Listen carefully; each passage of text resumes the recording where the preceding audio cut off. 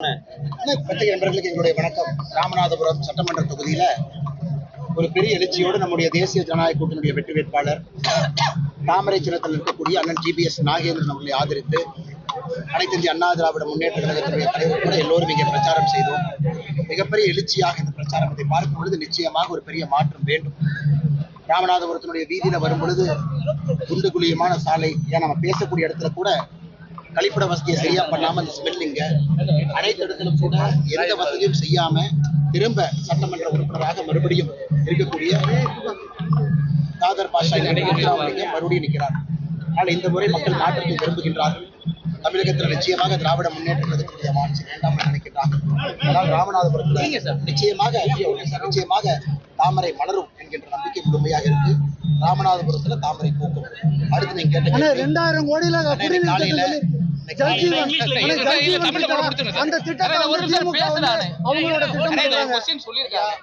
ராமநாதபுரத்தை பொறுத்தவரை தமிழகத்துல ஜல்ஜீவன் திட்டம், பாரத பிரதமருடைய வீடு வீட்டுக்கு கொடுக்கக்கூடிய பைப்பு மூலமாக கூடிய திட்டம் கடைசியா ஒரு மாவட்டம் இருக்குன்னா ராமநாதபுரம். வெறும் 47% தான் நிறைவேற்றிருக்கிறாங்க.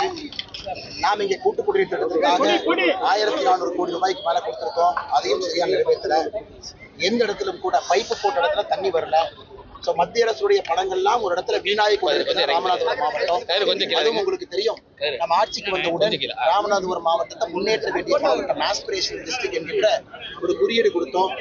112 மாவட்டங்கள் இந்தியாவில் தேர்வு செய்தோம். ராமநாதபுரம் ஒன்றும். அவ்வளவு பணத்தை கொட்டி கொடுத்து கூட அடிப்படை கட்டமைப்புகள் எதுவும் இல்லாத ஒரு மாவட்டமாக திராவிட முன்னேற்ற கழகம் மாற்றியிருக்கின்றார்கள். அது மட்டும் இல்ல, கஞ்சா பேர்வழி எல்லாமே இங்கிருந்து தான். சாஃபர் சாதிகளிலிருந்து ஆரம்பித்து உள்ளூர் திமுகவுடைய கவுன்சிலர் வரை எல்லோருமே கஞ்சா வழக்கில் ஏதோ ஒரு இடத்துல ஆள்கடை கைது செய்யப்பட்டிருக்கின்றார்கள். எப்படி தமிழகத்தை இந்தியாவுடைய கஞ்சா தலைநகரமாக திமுக மாற்றிருக்கிறோம், தமிழகத்துடைய கஞ்சா தலைநகரமாக உற்பத்தி ஆகக்கூடிய விற்பனை செய்யக்கூடிய தலைநகரமாக அதே திமுக ராமநாதபுரத்தை மாற்றி இருக்கிறாங்க. எனக்கு அண்ணன் கேட்ட கேள்விக்கு நேரடியாக வந்துடுறேன். ஐயா, காலையில திருச்செந்தூர், முதுகுளத்தூர், ராமநாதபுரம் எங்கேயும் எந்த கருப்பு கொடியும் நான் பார்க்கல. மக்கள் யாரும் கூட தமிழகத்தினுடைய முதலமைச்சர் ஸ்டாலின் அவர்கள் கருப்பு கொடி ஏத்துங்கன்னு யாரும் ஏத்தல. மக்களுக்கு தெரியும், தமிழகத்தில் இருக்கக்கூடிய எம்பிக்களுக்கு 50% உயர்வு கிடைக்கிறது. இது 2011 சென்சஸை வச்சு நம்ம செய்ய போறது கிடையாது. பொய்யை சொல்லிக்கொண்டு முதலமைச்சர் சுற்றி கொண்டிருக்கின்றார்கள். நேரடியாக ஒரு மாநிலத்திற்கும் 50% உயர்த்த போறோம். தமிழ்நாட்டினுடைய எம்பிக்கள் 39 59 போறாங்க.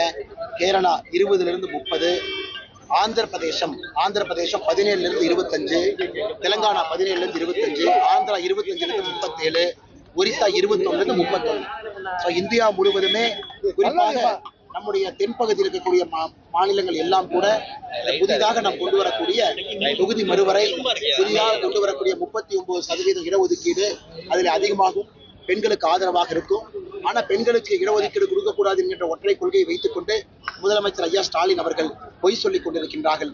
தமிழக மக்கள் யாரும் அவரை நம்ப தயாராக இல்லை என்பதற்கு சாட்சி எந்த வீட்டுல எங்கேயும் நான் கருப்பு கொடியை பார்க்கிறேன். 33% மகளிர் இடஒதுக்கீடு பகிரமா எதுக்குறதா நீங்க பாக்குறீங்க சார் திமுக? எனக்கு புரியல, ஏன் எதுக்குறாரு புரியல. இன்னைக்கு நம்முடைய மகளிர்கள் முன்னேற வேண்டும், தாய்மார்கள் முன்னேற வேண்டும் என்றால் அவர்களுக்கு அரசியல் கட்சிகள் நிறைய மகளிருக்கு வாய்ப்பு கொடுக்காம இருக்கிறாங்க.